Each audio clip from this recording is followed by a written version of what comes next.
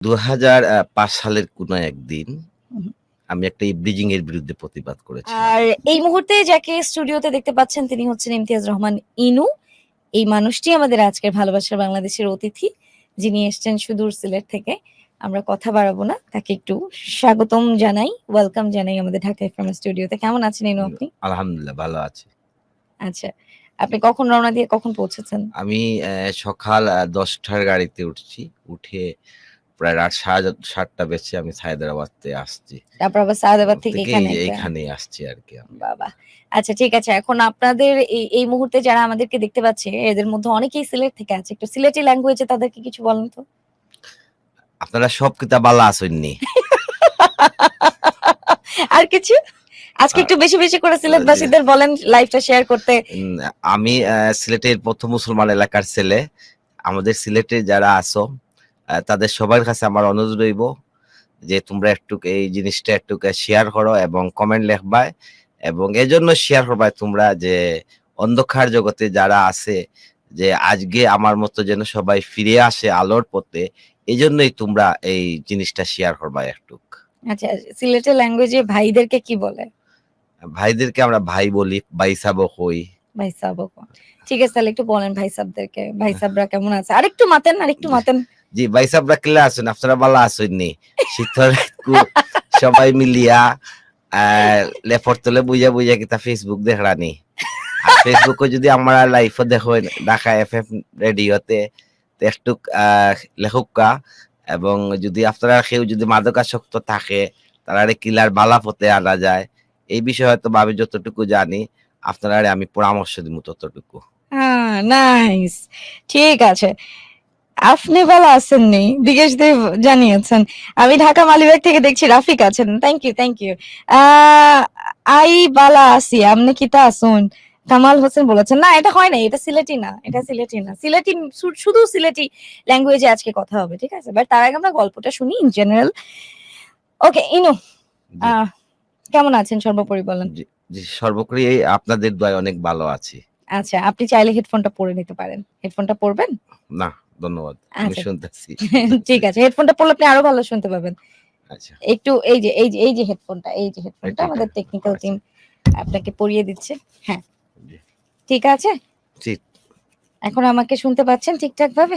জি ঠিক আছে? জি ঠিক আছে। ঠিক আছে। হুম। ওকে, ঠিক আছে।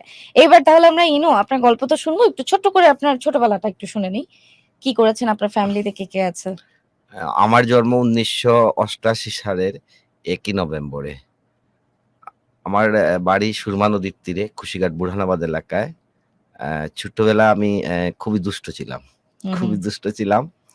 আ তখন আমাদের পারিবারিক অর্থনৈতিক অবস্থা খুবই খারাপ ছিল। বাবা ছিলেন একজন ফুটপাতে সবজি বিক্রেতা ছিলেন। আমরা ৩ ভাই ২ বোন, সবার ছোট্ট আমি। তো এই সবারই মায়ার ছিলাম আমি। মায়ার ছিলাম। তখন হুম, আমাকে জি, সবাই মায়া করত। আমি তখন লেখাপড়া করেছি। হুম। লেখাপড়া করার পরে এই সবারই স্বপ্ন ছিল। আমার ভাই-বোনের সবারই স্বপ্ন ছিল যে হুম। আমি প্রচুর লেখাপড়া করি। কিন্তু পরবর্তীতে আমাদের অর্থনৈতিক অবস্থা খারাপ ছিল। যে কারণে আর লেখাপড়া হয়নি আমার। আচ্ছা, আচ্ছা। তারপরে আপনি আ মানে কি করেছেন? লেখাপড়া বাদ যখন দিয়েছেন তখন আসলে আর কিভাবে? লেখাপড়া বাদ দেওয়ার পরে আমি ওই যে একটা স্বর্ণের দোকানে কাজ শিখছি আমি তখন। হুম, হুম। এটা হুম, কত বছর বয়সে আপনার? তখন আমার বয়স হবে আ হুম, হুম। ১৮ বছরের মতো বয়স হবে। ১৮ বছর বয়স। আচ্ছা। ১৮ বছর থেকে এক্সাক্টলি কত বছর পর্যন্ত আপনি স্বর্ণের দোকানে কাজ করেছেন? আমি প্রায় ১৮ বছর থেকে আমি এটা হবে আমি ১৯৯৬ সালে। হুম। ৯৬ সাল থেকে আমি ২০০০ সাল পর্যন্ত আমি স্বর্ণের কাজ করছি। এই জায়গায় আমার একটা দুর্ঘটনা ঘটে যায়। আচ্ছা ঠিক আছে। আমার মূলত সেই দুর্ঘটনা থেকেই আসলে জি, আপনার জীবনের একটা টার্নিং একটা পয়েন্ট শুরু হয়েছে। তার জি। আগে তো জীবনটা খুব নরমাল ছিল, তাই না? জীবন সাধারণ। নরমাল ছিল, সাধারণ ছিল। আমার জীবন ৮-১০ খুবই টা সাধারণ জীবনের মানুষের মতোই আপনার জীবন। জি, জি, পুরাই সাধারণ ছিল বলতে আমরা ভাই-বোন সবাই ছিলাম সাধারণ ছিলাম আমরা। বলতে আমরা ৩ ভাই ২ বোন ছিলাম। আমার বড় বোন একটা এনজিওতে চাকরি করতেন। হুম, হুম, মেজো বোন আবার একটা স্কুলে চাকরি করতেন। হুম, আর তখন ওই যে আমার বড় ভাইও আবার ওই একটা দোকানে কাজ করতো, মেজো ভাইও হুম, হুম। কাজ করতো। মানে ৮-১০টা টিপিক্যাল ফ্যামিলির মতো আপনার ফ্যামিলি ছিল। ঠিক Yes. আছে, এখন ওই ইনসিডেন্টটায় কি হয়েছে সেটা আমরা একটু শুনবো। একটু দাঁড়ান, একটু দেখি। আপনারা সবাই কোন জাগাত? তৌকিদ আলম জানিয়েছেন, আপা ভালো আসনি। এটাতে এটাকে সিলেটি ল্যাঙ্গুয়েজে কি উত্তর দেয়? আ আ আমি বালা আছি। আমি বালা আছি। আচ্ছা, তারপর গুরু কোথায়? এনামুল হক জানিয়েছেন। গুরু চলে আসবেন, একটু অপেক্ষা করেন। আরাফাত ইসলাম আছেন রাজশাহী থেকে। আপনার বাসা কোথায় আপু? আমার বাসা ঢাকা। আম, আপু একটা টাকাওয়ালা জিএফ ম্যানেজ করে দেন। একটা টাকাওয়ালা জিএফ ম্যানেজ করে আপনাকে কেন দিব বলেন তো আমাকে? মানে আমি একটা টাকাওয়ালা জিএফ যদি ম্যানেজ করি সেটা তো আমি আমার ভাই ব্রাদারের জন্য রাখবো, আপনাকে আমি কেন দিব? কি দুঃখে? আপনি একটা টাকাওয়ালা জিএফ দরকার আপনার, আপনি সেটা নিজে ম্যানেজ করে নেন। আপনাকে কেন আমার আমার কাছ থেকে হেল্প চাইতে হবে? তাও আবার এরকম এত, মানে একেবারে একটা আবদার করে বসলে হয় না? আরে কি একটা শখের আবদার, একটা টাকাওয়ালা জিএফ ম্যানেজ করে দেন। আচ্ছা যাই হোক, তো আমরা যেটা বলছিলাম আর কি সেটাতে থাকি। তো ওই ইনসিডেন্টটাতে আমরা সরাসরি চলে যাই, কারণ গুরু এখন অন দ্য ওয়েতে আছে। গুরুর রেডিও অন করা, গুরু শুনবেন। So আপনার টেনশন নেওয়ার কিছু নাই, গুরু আসবেন। ঠিক আছে, এই চেয়ারটা ফাঁকা আর থাকবে না খুব বেশিক্ষণ। গুরু চলে আসবেন।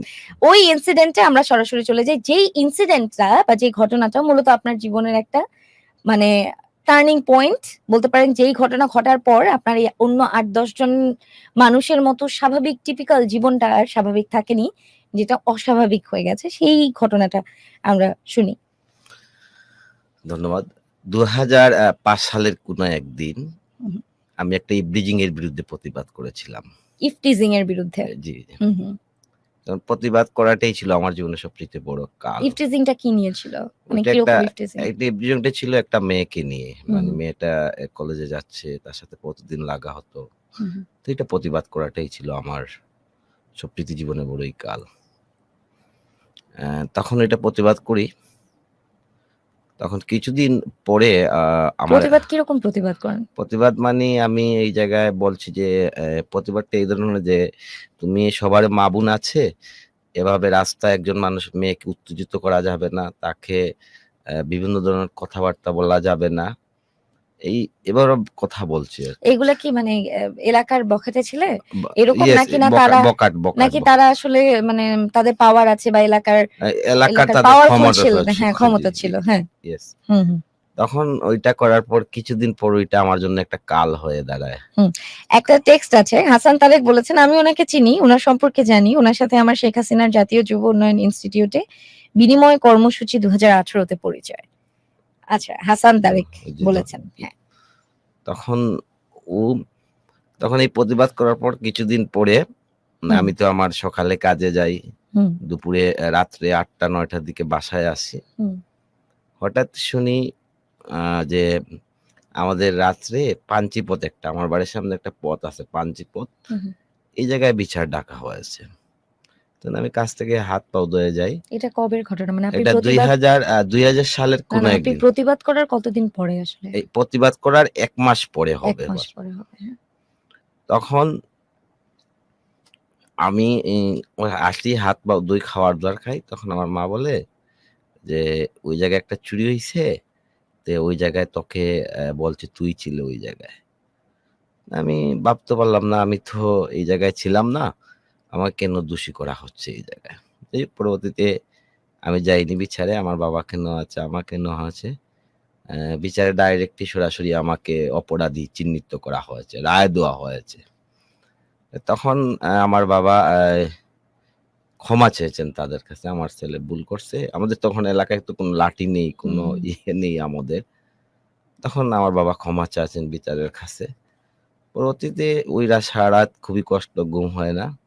কিন্তু আসলে আপনি চুরিটা করেননি। করি নাই, আমি করি নাই।